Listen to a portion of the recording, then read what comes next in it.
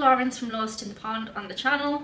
Laurence, lost in the pond, brilliant in Chicago. Get Laurence on or I'm going to kick you in the face. Okay, I think I should maybe get Laurence from Lost in the Pond on my channel.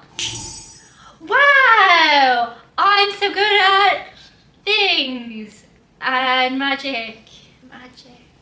Hi Laurence. Who's that? You're in my hotel. It's Diane. His wife is here too, it's okay. You hateful hussy. So today I have Laurence from Lost in the Pond with me. You look lost in this setup. It's my general disposition, Diane. How did you get here? Through the magic of cinema. Taxi. We took a taxi. Hi, I'm Laurence from Lost in the Pond. You just said that, but yeah. I'm saying it again. Hello, I'm Laurence and I'm on a quest to uncover all of the memos that Britain and America lost in the pond. Because that's who I am, it's what I do. Check me out on YouTube or the other social media places. And he does culture stuff and things too.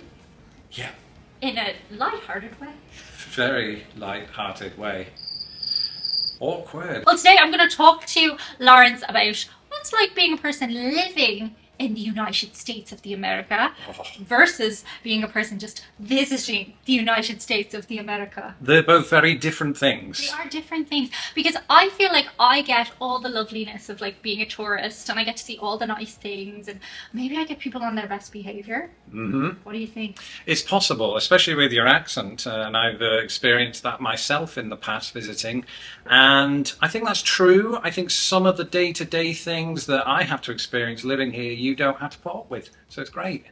Yeah, totally. Something, and we're just going to get this one out of the way. Tipping. Okay. How many times have you talked about tipping? Tipping!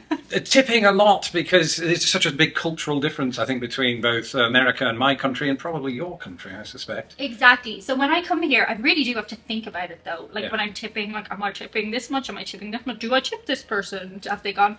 But I guess living here, you must be on autopilot by now. Yes, you do get into that kind of autopilot way with it. However, there are certain circumstances where I still don't know if I'm supposed to tip. Like if you go into, not a Subway, because I don't think it's expected there, but in a fancy kind of like place where they make things for you at a counter and then you yourself take it to a desk, I'm still unsure if you tip for that. Some people say you don't, some people say you do. So I don't know, but the tipping thing is still an unusual thing for me because it's not required. Right, I had a funny one actually. I got a spray tan. Oh, so I know. Fancy. I'm off-white. Wow.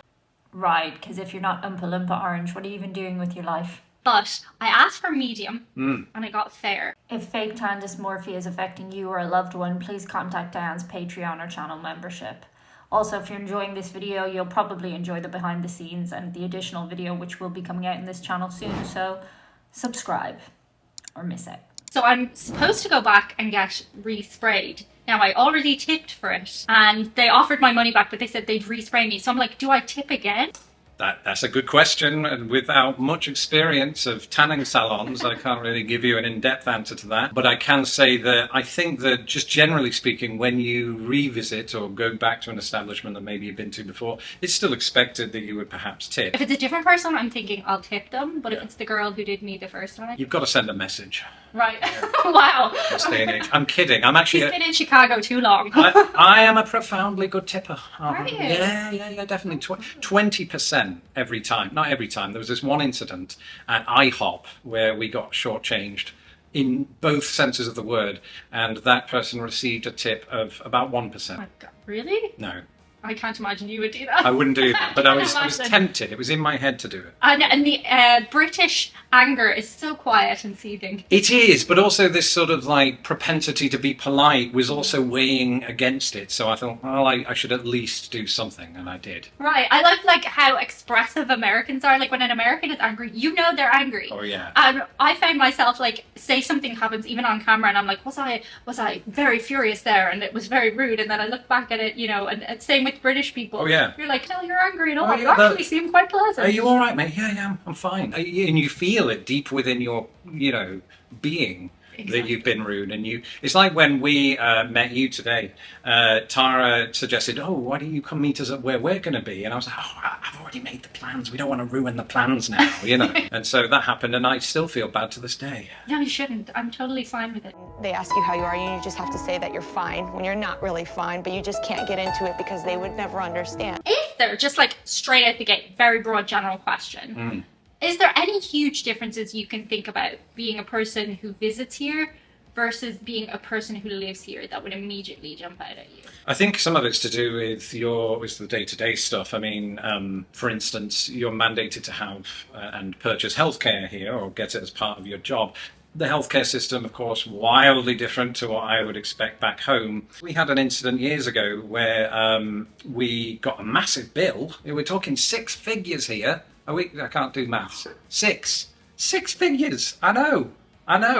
And so, but eventually it was all sorted and everything's fine. But it's a big shock. And then ambulance rides can be anywhere up to $6,000. You know, that's an expensive taxi to the hospital.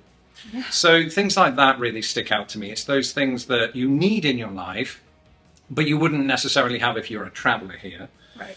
And yeah, healthcare is a big one. But if we're not going to stick to just the negative, although they do generate clicks, I would say that a lot of the food that I've experienced here has been mind-blowing, to the extent that I didn't even know that such a diversity of foods was in the offing when I moved here. Food, oh my gosh.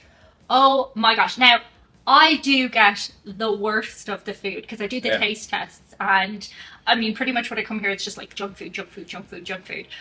But when you live here, is it a different experience? I'm not sure it is so much different. We still have fast food to this day, you know, because there's the convenience of it that you perhaps don't even have in the UK, where you can just drive up to the building and say, I'd like a Big Mac. Yeah. You know, not for free. You have to pay still. Oh my gosh. Everything's so expensive here. In Chicago, it's not too bad for a major city, but it's when you get out west, as you've seen, where things are crazy in terms of expense. But in terms of all of that, it doesn't change much. But I've noticed that depending on where you are geographically in the United States, your options might be different. Like, for example, out in Boston, you've got various types of seafood that you can get here, but it's not the real deal that you would get in Boston. And same with all of those other local dishes that I've talked about on my channel too. And that's the great thing about the fact that America's so large. It has just such a broad collection of food items that I can't get, for the most part, in Britain. Right. Is there anything when you go back to Britain, is there anything you're like, oh, I really wish we had that here? This is really sad to say, but an Arby's roast beef sandwich. I have one! The hell is that? It looks like a tongue! What the frick? I was expecting a patty. How did you feel about it? Yeah, also big blobs of meat. If you can call it meat, I don't know. But there's something just so unbelievably nice about them that reminds me of my first day living here, because we drove to an Arby's after leaving Indianapolis Airport, and I thought I'd reached the promised land. So the next thing I want to ask you about is integration. I mean, obviously you have your beautiful accent, and I'm sure people ask you about that all the time. Yes. But how easy or difficult has it been for you to integrate into American culture? It's a good question, because I think you're right. The accent does to some degree help, especially when I lived in a kind of smaller town in Indiana where they just don't meet many English people. My accent stood out to them. They would ask me all manner of questions about my family, the royal family, as you might have heard of. And I didn't usually have... you know you were royalty. yeah, it's one of those things that the papers generally overlook, just because I don't dress very well. But to the contrary. You're right. Well, I don't dress like them. That actually helped. The fact that they cottoned onto my accent. It made it easier to make friends with people, to make connections, to get jobs. Really? I got jobs on the back of my accent. Yeah, Oh, very cool. It was cool, but on the first day, they did single me out for attention among the group of new hires and had me speak my accent to the whole group. That's not a lie. Say baked beans. Yes, please do. It was they wanted to put me up in against the wall and just speak. Sounds like something you should talk to somebody about, maybe. It's a bit late now. I left that job about 12 years ago. Right, you're okay now. I'm severely traumatized. I'm still in therapy for it. Cool. Yeah. Here's an obvious but necessary question. Yes. Do you have any advice for a prospective person thinking about moving to the USA? Keep your accent. It'll help in those early days, but that's very superficial. And this doesn't just apply to moving to America. I think that when you move to any new country, it's very much worth your time to embrace that new country. Yes. I think a lot of people come here and they decry the things they can't get anymore, like their favorite chocolates from back home, or just their favorite TV shows, or whatever it might be. And I do that too, but it's not to the detriment of my quality of life here. I still try to enjoy living here. If I didn't, I wouldn't be talking about it in such positive terms, I suppose, on my channel. I think that's it. I think it's embrace it. Every country in the world comes with both its negative and positive elements, and you have to just go along with it, I think. Right, I do agree with you. Like, you really do have to integrate yourself into the culture, which brings me to the next question. Cultural integration versus cultural preservation. These are huge words. They are big words. Right. I like reading books. I do too. And what does that mean that you just asked me? Do you find it difficult to maintain your British culture without becoming too American, while also being able to like get along in daily life? I think I've cheated the system here a little bit because I've become a YouTuber who talks about these things. I feel it almost incumbent upon myself to maintain a certain Englishness. I think it's accidental. It's not something that I'm doing on purpose necessarily, but I know that my audience is tuning in partly because I am British. So it just continues to happen, and I preserve it that way. And also I talk about my Britishness on my channel, so there's a certain connection to it. But in some instances, I have just let go of some of the things I grew up with in Britain simply because you don't access them here. Like what? Well, television is a big one, actually, although I have various means to rectify that. The walkability of Britain is something I miss, or at least I suppose the way things, for instance, the way the streets are laid out. Like, I love that they're all winding over there. But I also forgot that they were winding over there because I've just gotten used to blocks and rectangles and things like that. And I've accepted those for what they are. I actually really value block and grid layout. Directions are so easy to follow here. Yeah. And also, we are unicorns because neither of us drive. Wait, we're unicorn? Unicorn. I didn't know this. Your This is... special smell like. Well, I knew that, but this is a revelation. Where's the thing sticking out of my head? Oh, it's invisible. Magic. I like that. Something that I find interesting when I'm on my way to make a trip over here is having to concern myself more so with safety and security, which is obviously when you live somewhere you don't really think about. Yeah. How have you found that living here versus traveling here?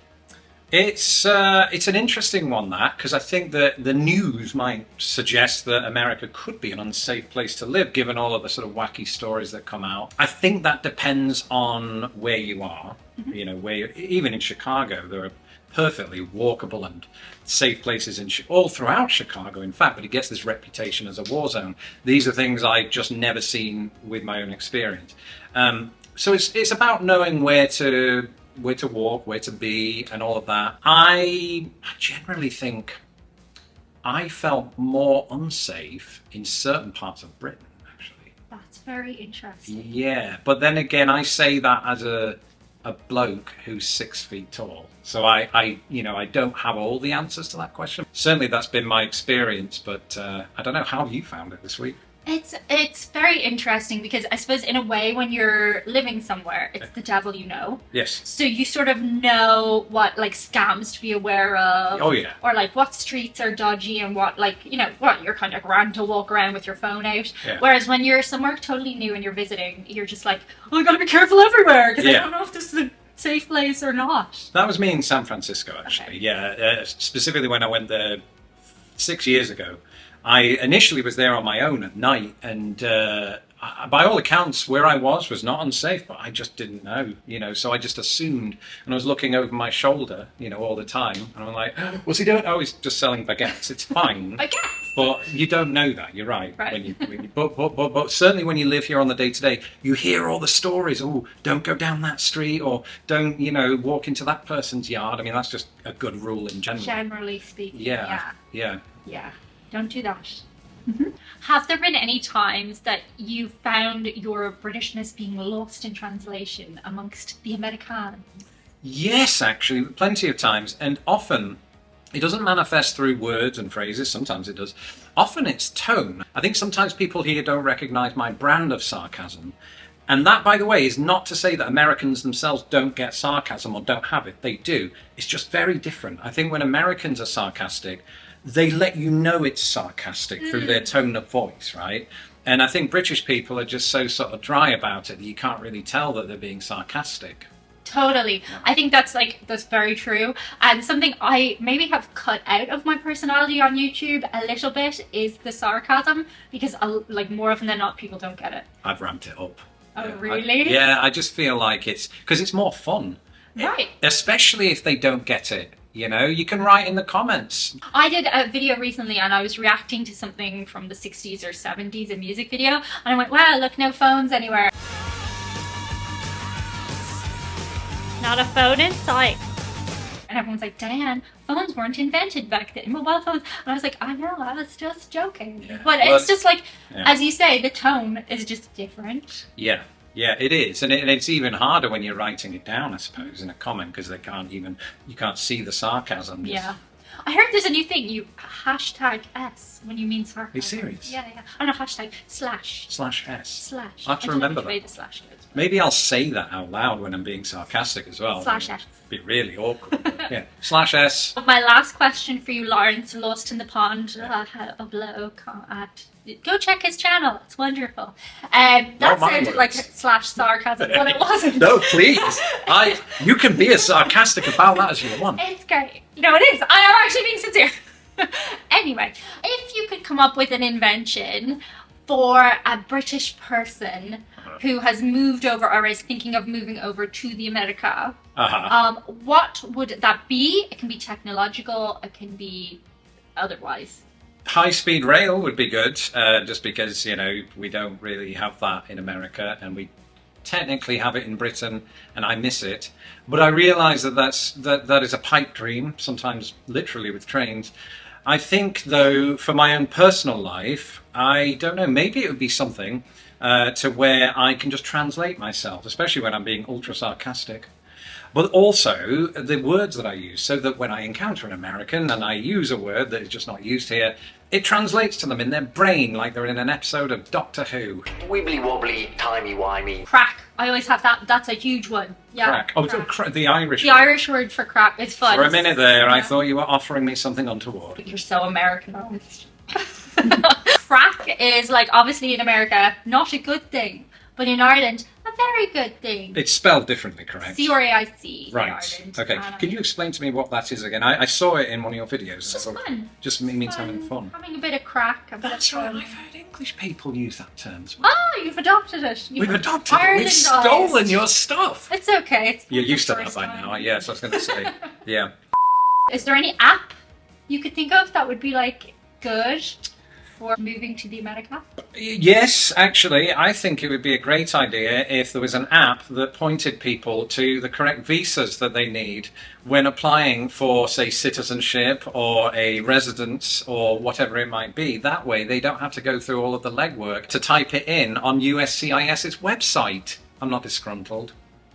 Gotcha. Sounds like a personal experience you've had. A little that my wife reminded me of off camera. Hello. Hello. Hi everyone. I've had a production value on this video. The lighting setup and the couch and everything. We've had a wonderful producer on this video. Hi everyone. Thank you so much. Bye. Oh, it's been really lovely. And thank you so much for meeting up with me today. I didn't have a choice. No, not really. But I think they would have all been really mad with me if I didn't meet up with you. So. I would have been mad too, so I'm glad you got in touch. They've been wonderful hosting me in their beautiful city, so thank you. You're welcome. Let's pretend for a second you haven't gone over to Lost in the Ponds channel and checked out the video over there. Do it now. Also stay tuned for another one on this channel. That's it for today. See you guys on the other side. Bye. Bye. The other side of what? I don't know. I've never been able to answer that question. Me neither. They say it every day. They do. They're liars.